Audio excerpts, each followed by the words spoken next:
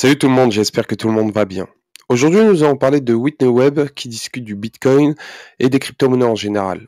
Elle nous explique surtout pourquoi les choses ne sont plus ce qu'elles semblent être. L'approbation récente du Bitcoin ETF de BlackRock n'est que le début. Alors que de plus en plus d'institutions financières et de gouvernements investissent dans des ETF en espèces, Whitney Webb souligne le plan visant à utiliser Bitcoin et les crypto-monnaies comme moyen de contrôler l'offre. Elle explique pourquoi et très bientôt, les crypto-monnaies seront utilisées pour détruire la valeur et surtout la vie privée qui ont échappé au gouvernement jusqu'à présent. Whitney Webb affirme que nous assistons à l'effondrement du système monétaire fiduciaire et que cela est différent de tout ce qu'on avait vu auparavant dans l'histoire. Bien que le dollar puisse être le dernier à tomber, il se passe quelque chose de beaucoup plus important en coulisses. Donc plongeons directement dans la vidéo avec Whitney Webb alors qu'elle donne ses prédictions pour les jours, les semaines et les mois à venir. Absolutely. So yeah, there's been a push for several years, but now it's gaining an insane amount of momentum in steam. But it really goes back several years. And the goal is to have a regulated internet, which means the end of online privacy and anonymity.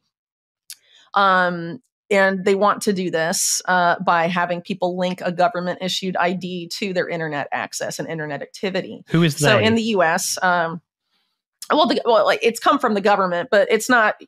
A lot of government policy, whether it's about this or something else, doesn't come organically from the government. It comes from think tanks. It comes from groups like that, or even the WEF, the World Economic Forum, that are then given to politicians, and politicians legislate and enact it, and then the state enforces it. But it's not necessarily the ideas of the legislature and the state itself, these policies. And more often than not, these think tanks are funded by corporations and billionaires and all of these guys. And they also own the politicians. So it's really them creating the policy. And they use the state as an enforcer to force it on the public, right? So that's, I guess, the global public-private partnership is what my colleague Ian Davis calls they, right? And I think it's pretty fair. He puts the BIS at the top, by the way, of the pyramid. This policy, one of the earliest iterations of it, at least in the United States, was during the Obama administration. They called it a driver's license for the internet. The idea of, in order to access the internet, when you set up, internet connection at your house, the internet service provider links all of your internet traffic to your ID. And in doing so, the government and the signals intelligence arm or intelligence agency of the government then has access to not just everything you're posting and writing online, but also everything you read and consume online. And everything you buy. And everything you buy. Totally. I mean, this whole push is completely related to ending financial anonymity and financial privacy as well. It's a completely interrelated thing. And I've done pretty extensive deep dives on this going back to probably like 2021.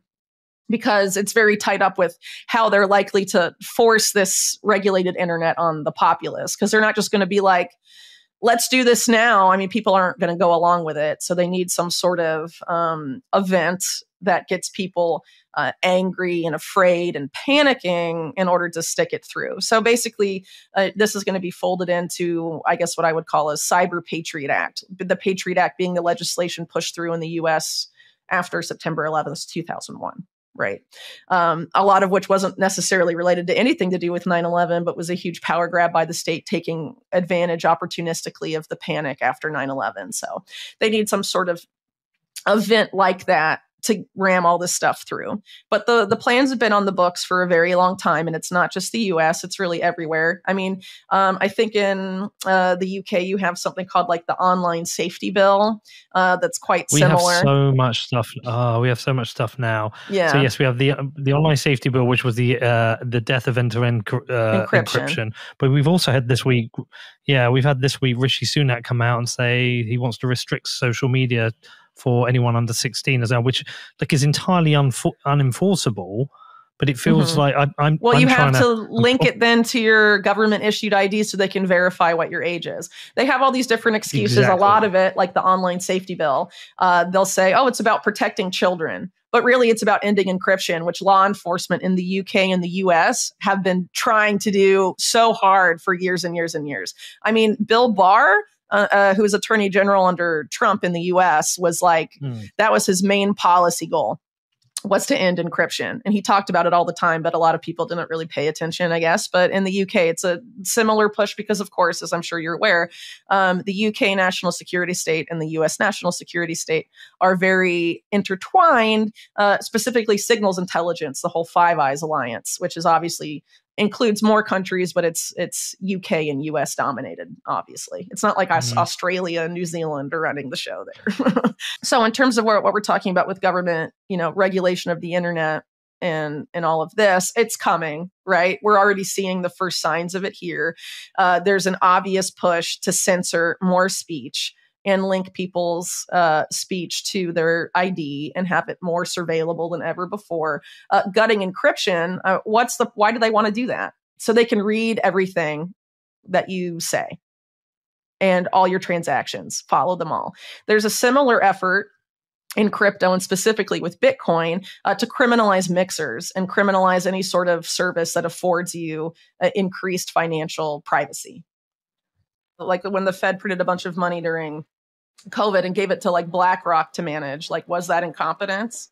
Especially when BlackRock wrote a plan at the end of 2019 of the monetary policy that the Fed followed exactly when COVID happened about what the Fed would need to do during an unforeseen crisis. I mean, it's just like, was that incompetence or is that corruption? And so, I mean, a lot of times they'd try and absolve themselves of when they sort of get caught or start to get caught for something corrupt, they'll be like, oh, don't look any further. We're just really stupid, But if you consider just the massive amount of wealth transfer that's happened in the past 20 years to the people at the very top, obviously, well, I think it's obvious, but I mean, that can't all have been because of incompetence, and more has come out with COVID too, the safe and effective stuff about the vaccines. And I mean, a lot of people in alternative media knew it was experimental and that there wasn't enough testing and stuff. And they were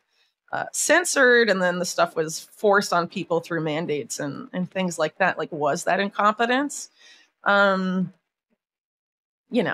mean, they knew then what a lot of people in alternative media knew then, they being, the people in charge, and they still put it through anyway. And now they're acting like it didn't happen, Whitney Webb met en garde contre l'entrée de puissantes institutions financières telles que BlackRock dans l'espace Bitcoin, affirmant que c'est définitivement un développement négatif dans le domaine des crypto-monnaies. Elle soutient que ces institutions sont sur le point de contrôler une partie significative de l'offre du Bitcoin et souligne l'importance de résister à cette influence évidente sur le marché. Where they want to take this, if anyone uses a mixer, they can go after you. That's what they want to set up. They don't want anyone to have financial privacy or online privacy anymore. And that's what part of this agenda about a regulated internet is. And it directly ties in with stuff like a central bank digital currency, at least what people are concerned about a CBDC for, which is the surveillance capability and the programmability aspect. It's all tied up with this effort to regulate the internet, which isn't really fair to say it's regulating the internet. It's more like taking complete control of the internet, a complete coup of the internet for unprecedented surveillance and control of people's online lives. At the same time that you have these same entities pushing for people to live their lives online as much as possible, as part of the fourth industrial revolution and all of this other stuff. Like we saw in the COVID era, we're locking down. You can't go out and do stuff in the physical world. You have to be online as much as possible. Education's online. Work is online. As much of your life as possible has to be online now because you can't go in person to the bank. You can't go in person to this. You should order your groceries through your phone and all of this stuff, So they're pushing us more and more into the digital realm and at the same time preparing to take more control of the digital realm than they have now by a significant degree. And that's not a coincidence. I'm sorry if you think that's coincidental. That's very naive. Well, okay, so obviously when you're talking about the powers that be, there's competing factions, right? Not all of them agree, but they agree about a lot of the stuff. And a lot of the way these people operate isn't that similar to how rulers operated hundreds of years ago. They want complete and control control of money and political power and power more broadly, because then they can do whatever they want for themselves and have a double standard for themselves, but force other people to live a certain way to support their lifestyle, right? Mm. And essentially what we're seeing here is an effort to use technology to entrench that in unprecedented ways so that there's no more need to worry about the peasants revolting, right?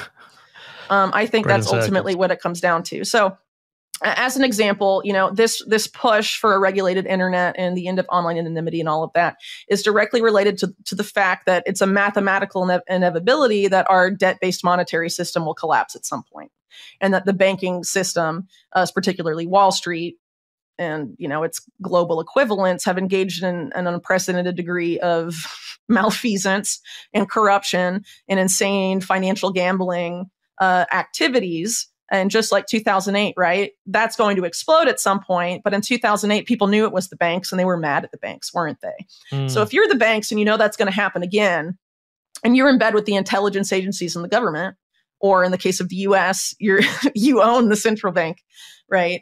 You don't want that to happen again. So how do you find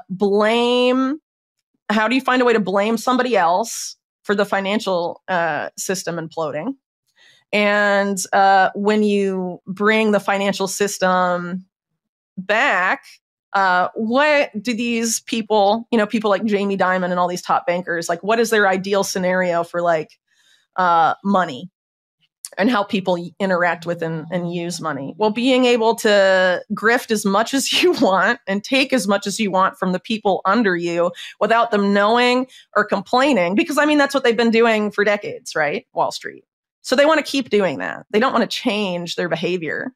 So they want to find a way to be able to steal from the underclass as much as possible without the underclass complaining or revolting, and control how they spend their money, and control their financial and other behavior so that they can maintain their place on the top.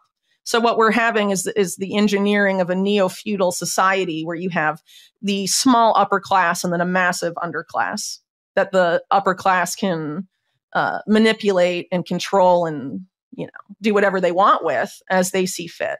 And so that's what I think the ambition of a lot of these various initiatives we're seeing for unprecedented control and surveillance are aimed at.